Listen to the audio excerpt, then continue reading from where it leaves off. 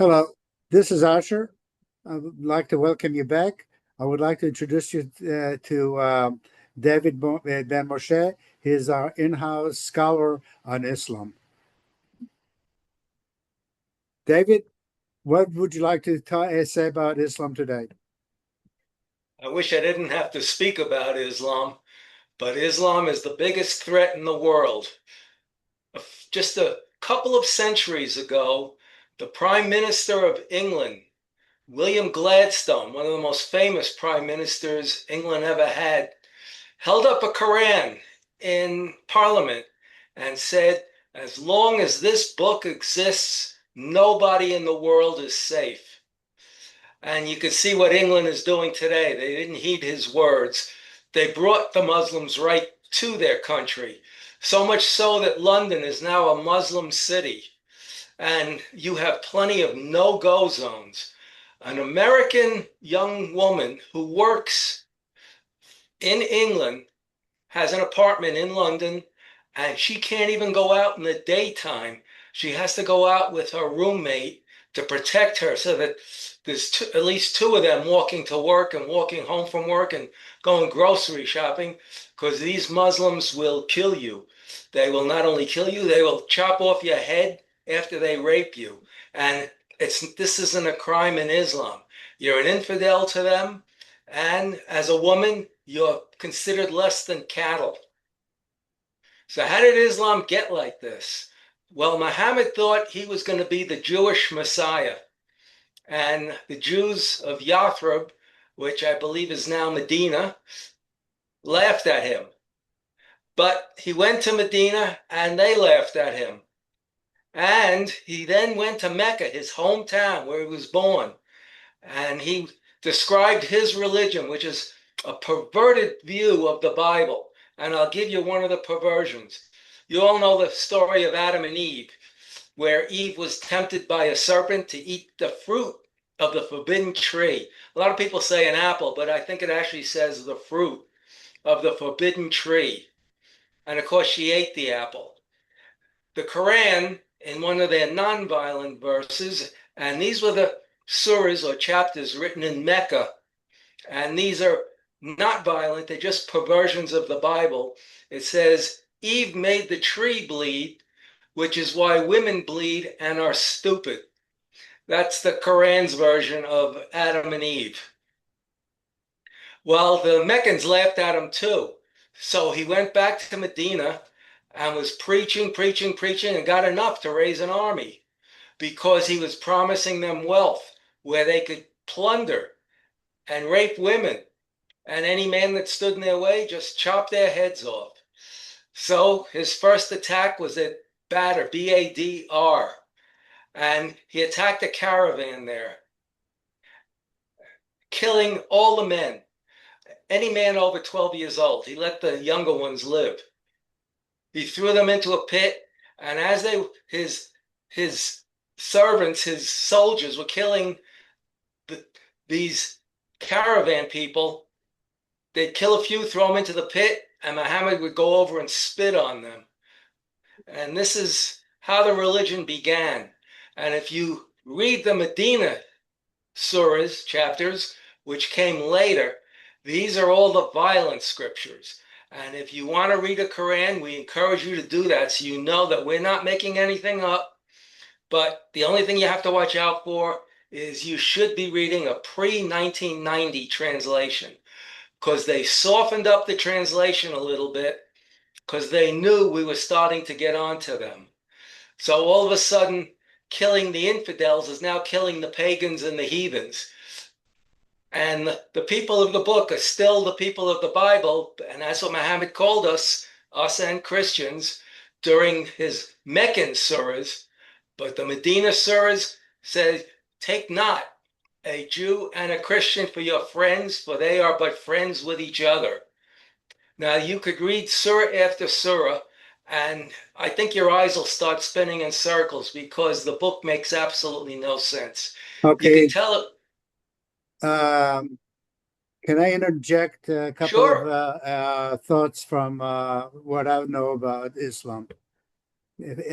First of all, what happens is The Quran is really almost an interpretation of our Mishnah, which is an interpretation of the Torah, but kind of inverted upside down. And how could the question is how can an illiterate, ignorant Arab living in the Arabian Peninsula have such knowledge of the Mishnah to be able to come up with the Quran?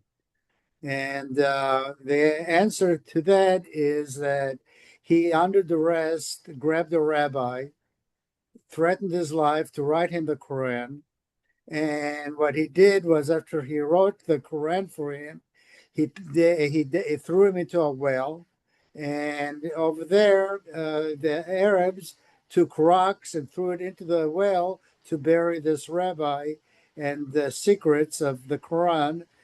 So every year now, the Arabs have this, in one of their holidays, this practice of taking rocks and throwing it into a well. But that it could be foregone as a legend. Maybe it is a legend, maybe it is true, but it's things that has been transmitted to me over the years while I was living in Israel about Islam. But that's not the point. The point I'm trying to get at is, David, if I will try to bind you into a contract, and the contract is going to be a contract that has something to do with your life. It's going to improve your life, per se. And I start the contract with three words. And the three words is blah, blah, blah, blah. That's like those are the three words. Okay.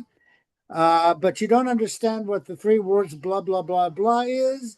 But you like the rest of the story. So I'm going to bind you into this contract. Are you going to sign a contract that's going to permanently affect your life, not knowing what blah, blah, blah it means? Only an idiot would. Okay. So only an idiot would. All right. Okay. Now, what happens is when you open up the Quran, you have the very first page, a word called Alam. I guess in English it'll be ALM. In Arabic, it's Aleph Lamed Mim, Alam. In Hebrew, it's Aleph Lamed Mem. Okay, so what? So when you ask any Islamic cleric, what does that word means, Alam? They don't know. They say it's a secret word between Muhammad, the Prophet Muhammad, and Allah. That's what it is. It's a secret word. But this is a book of Revelation.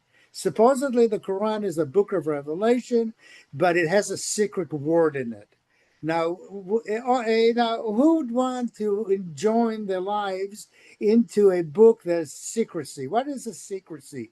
Is secrecy, does secrecy, does it show truth, or does it have something to hide? If I have a secret, am I hiding the truth, or am I exposing the truth to the world? There's a secret.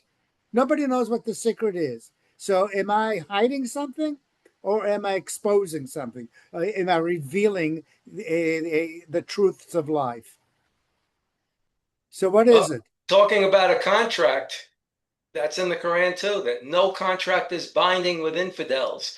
So when the Muslims sign a peace deal, they don't have to stick to it because, say, that peace deal was brought about by President Trump. They don't have to keep their word No, because they they're don't. But dealing that's with Israel who are infidels. so that's not what I was getting at. I know, but you mentioned contracts, so I Yeah, just thought right. No, that's fine. So essentially, what happens is, here you have 1.6 billion people growing, taking on a religion that has a secret in it that nobody knows what the secret is, but they decided they're going to go ahead and pour their lives into it. Okay? Now, I'm going to tell you what Allah means. What happens is Jews were forbidden by Christians that dominated the area, and later on by the Muslims, from practicing in reading the Torah. For the Jews to take out our holy books and to practice the Torah, it would meet the punishment of death. So we were not able to do that. So the only thing we were able to do is maybe read from the book of our prophets, but we were forced to read by the books of the heathens, the pagans, which were the Arabs and the Christians themselves. We had no choice. So what the rabbis did in those days, who wrote the Quran, that the rabbi, he put in the letters ALM or Aleph Lamed Mem in front of it to show all the Jews who open up the book that this book has no truth in it. In Hebrew, Aleph Lamed Mem means En Lo Mashiach, which means there is no Messiah in this book. So the Jews knew because Jews had to create acronyms and different kind of signs and to avoid certain scriptures that had nothing to do with the Torah. Otherwise they would be easily converted into this new religion. So Aleph Lamed Mem is not a secret.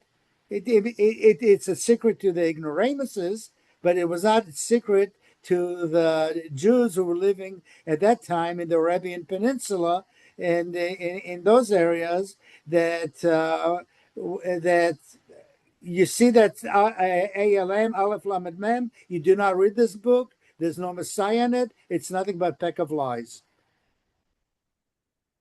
And those are its good points.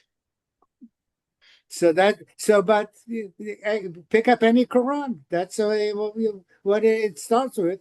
Aleph Lamed Mem and Lo Mashiach. There's no Well, Messiah there. well, if you read the Medina surahs, after that auspicious start, if you read the Medina surahs, these are nothing but commands to kill. If you look at 9:12, it says, after the sacred months have passed, lie in wait and attack the infidels using every stratagem of war. 5:33, 8:12, and 47:4 are the commands in the Quran to chop off the heads of the infidels. The actual translation says smite them high on the neck, but that works out to chop off their heads. And this is the book. Anybody who won't convert, anybody who leaves Islam, their life isn't worth 2 cents because they are to be killed. And this is throughout the Medina surahs. And the Medina surahs are not at the back of the book, even though the Meccan surahs are first. It looks like the surahs were stapled together, each surah, the pages in each surah.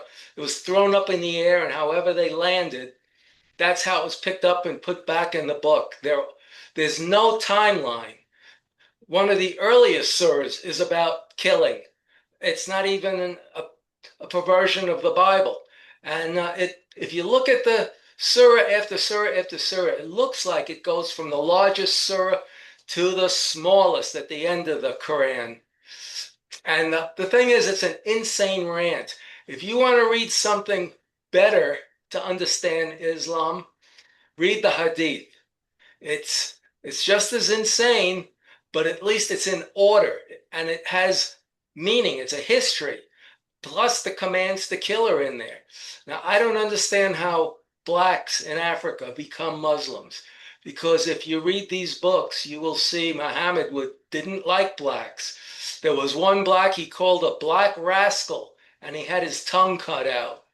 And it mentions blacks a few times, and yet the blacks become Muslims because they don't want to become Jewish or Christian, because those are white religions, and they're doing this to spite us and to make us fear them. Because in Islam, you can murder. And if you can't murder, if you don't have it in you to be a murderer, it's okay. Muhammad says, if you can't kill, that's fine, but you must support the families of those who do kill. So when you see them attack us, and why didn't they attack us in the past? It's because they didn't have the trillions in petrodollars they have now. Now they have the money to act out on their insanity. And you have more and more Muslims calling for global intifada, global jihad. So it's not just Israel. In Africa, they're lining up black Christians and chopping their heads off or shooting them in the back of the head and then chopping their heads off. In the Philippines, they're chopping the breasts off of nuns and the heads off of priests. That's in the northwestern province where the Moros are. They're Islamic. So they're killing Christian dignitaries of the church, of the Catholic Church. And in China, they started to make a fuss and they started to cause trouble. But China said Islam is a mental disease and has to be eradicated. And they knew how to take care of their Muslims. Unlike us, you remember 9/11 when they flew planes into our buildings and took the towers down? And if you want to know about Building 7, all the burning debris from the much taller buildings fell on Building 7. So Silverstein, who owned the building, said, pull it, which meant take that building down because nobody can occupy it anymore. If all that debris fell on the building, would you want to work in it knowing it was no longer safe? So they took Building 7 down, but it was actually damaged beyond repair because of what happened on Buildings 1 and 2. So the Muslims attacked there, and shortly after, a young man took a small single-engine plane and flew it into a small office building. His last name was Bashara. So the Muslims are attacking us. They attacked us at the Cole and Kobar Towers, and Bill Clinton, all he did was promise justice. Well, I want to tell you a little story. FBI agent John O'Neill, we were working with him and we advised him on Islamic terror. And he kept saying, no, no, they know we're watching the World Trade Center after that first bombing. And he said, next time they're going to probably attack the Empire State Building. And we told him, no, it's going to be the World Trade Center again. As a bomber, when you find out you can't take the building down with your first attempt, you're going to wait till nobody's looking and try a different way to take those buildings down. Well, John O'Neill was promoted and put on the Cole and Kobar Tower investigation. And when he came back to America, he called us and said he quit the FBI because Clinton hindered his every move and George Bush killed the investigation altogether when it led back to the Saudi royal family. So these Muslims, they're all together. There's no such thing as various countries. Europe put them in various countries. They're Muslims. You're either Sunni or Shia. Well, John O'Neill told us he was taking the job of head of security in the World Trade Center. And we warned him, the buildings are coming down. And he said, no, no, they know we're watching. He was killed on the first day on the job. And his salary was pretty good. This is going back 25 years. His salary was $335,000 for being head of security in the World Trade Center. So you have Muslims, and you saw in England, they've blown up subway stations, they've blown up British buses. They killed a soldier on leave, chopped him up into bits. In Egypt, there was a Jewish temple, and the Muslims went in and they chopped the teenage boys into bits. Every Jewish temple should have an armed guard outside, maybe one inside and one outside. That's the way to protect yourselves. As Well, Rabbi Kahana, a right-wing rabbi, used to say, every Jew a 22. Well, there's a caliber a little bigger. It's not used that much. Every Jew a 32. there's a caliber a little bit bigger than that. It's But going it to doesn't be, rhyme. believe me, when you use it, the whole world will rhyme along with it. It's every Jew a 357 Magnum, and that's where with the 357 Magnum, believe me, you're going to have the world turning very polite. One of the reasons that I say is that why the world loves to attack Jews is because we're peaceful people. We do not want to harm anybody, and that's been our nature from biblical times.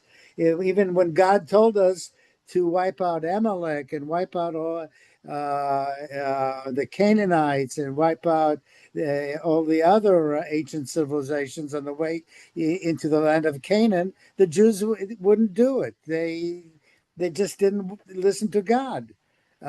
So we've always had this soft spot as far as killings.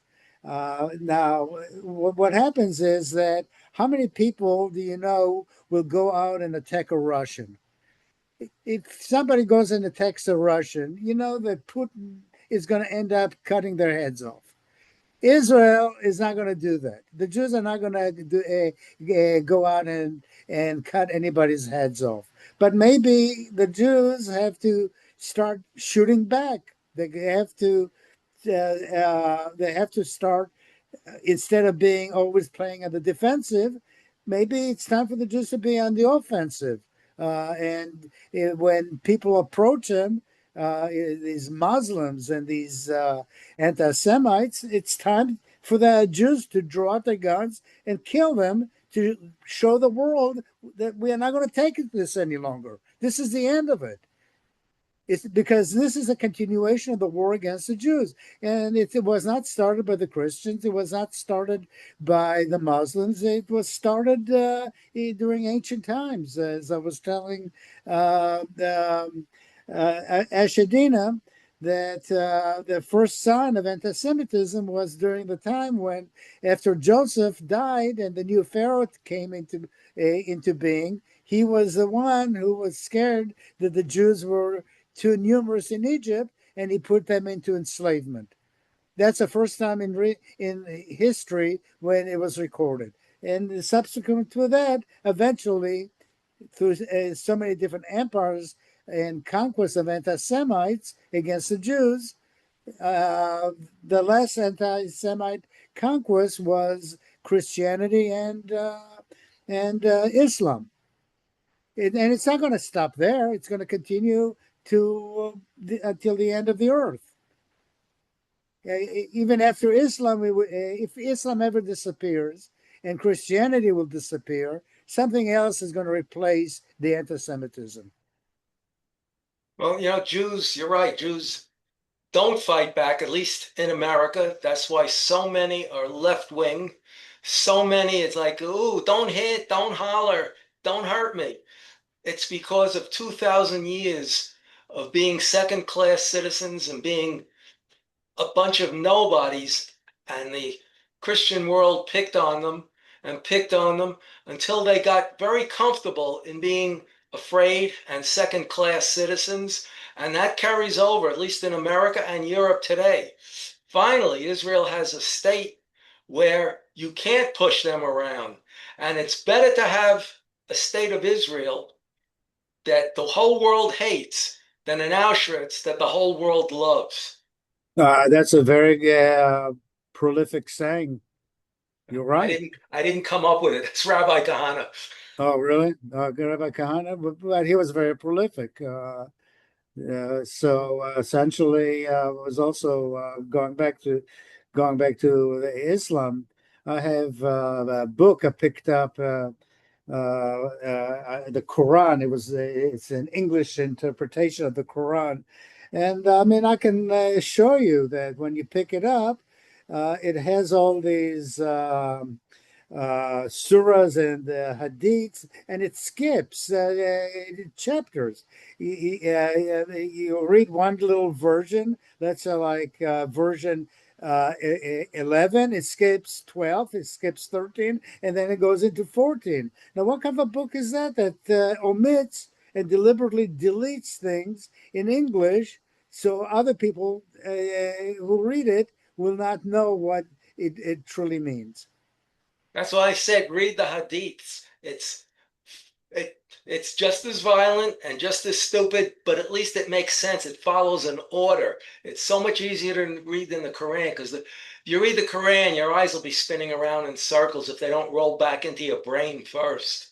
So the thing is, I was kind of playing around and doing some analysis. Is that do you know how many times Israel is mentioned in the Quran? I believe it's 44 times. So yeah, okay, that's about right. Do you know how many times Palestine is mentioned in the Quran? Zero. How many times is El Quds mentioned in the Quran? Oh, that I don't know.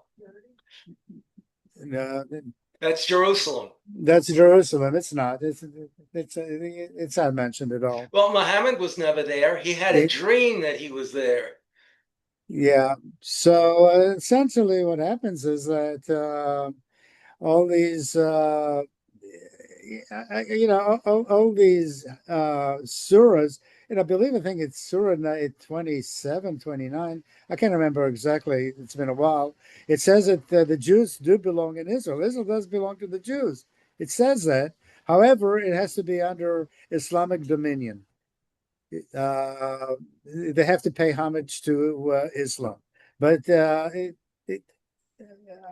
that's what it states that the Jews do belong in Israel. Well, the Jews under Islam, they were forced to wear the yellow star. That's where Hitler got it from. That it came from Islam. The Muslims would tolerate Jews there as long as they wore the yellow star. And Christians had to wear a belt around their pants. So that way, the Jewish star pointed out that's a Jew, and the belt pointed out that's a Christian. And that's what being a second class citizen under Islam is. But eventually, if as long as you keep paying the tax, they may let you live, but eventually they're going to turn on you and kill you. All they have to do is get one person who says they got the call from Allah, and they'll start killing all infidels, who is everybody who's not Muslim. And the Muslims are just as happy to kill each other if they don't have infidels to kill. The Shia and the Sunnis are always at each other's throat. The Shia, when Muhammad died, the Shia believed his successor should come from his own line, whereas the Sunnis believed the most valiant general should take over. That was Abu Bakr, B-A-K-R. And that's the difference, and they're willing to kill each other over that. May God fulfill their blessing. And so I cannot figure out when Israel went, they bombed the Hamas headquarters in Qatar, why Trump became so upset about it.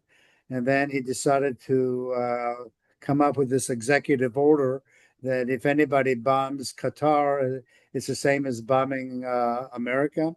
And then he will take military action against anybody who tries to bomb Qatar.